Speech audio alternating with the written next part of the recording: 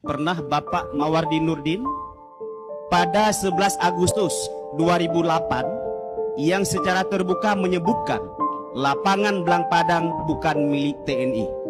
Itu secara tegas. Ini kita bukan apa, nanti kita cari solusi.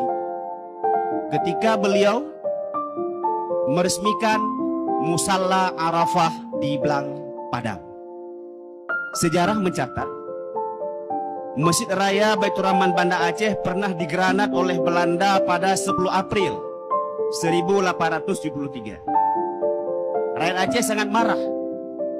Jadi 10 April digranat, 14 April terjadi peperangan yang sangat luar biasa dalam perkaran Masjid Raya hingga tewasnya Jenderal Kohler.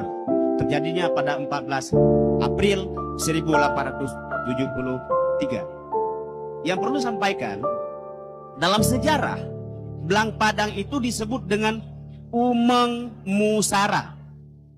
Umeng Musara dalam bahasa Acehnya itu tanah wakaf yang dikhususkan untuk Masjid Raya Baitur Rahman Banda Aceh untuk kepentingan khatib masjid, bilal masjid, muazzin serta imam masjid.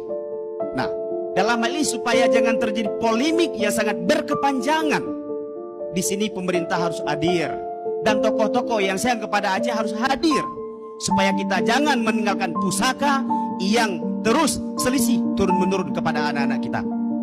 Jadi pemerintah ingin supaya itu jadi aset pemerintah, TNI ingin supaya itu jadi aset TNI.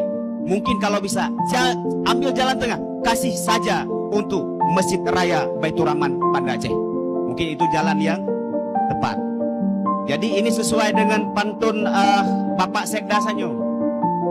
Ya, nyo sesuai dengan pantun beliau. Sayang ke anu begeta satu supaya musaboh dalam surga. Ya, mungkin sesuai dengan pantun beliau. Sayang ke urung si begeta hira bek musampo dan durhaka. Sayang ke Aceh tak jaga marwah supaya mutuwah bak pandum para syuhada. Yo jaga marwah Aceh. Sekian yang kurang nepepah le urang ron. Assalamualaikum warahmatullahi wabarakatuh.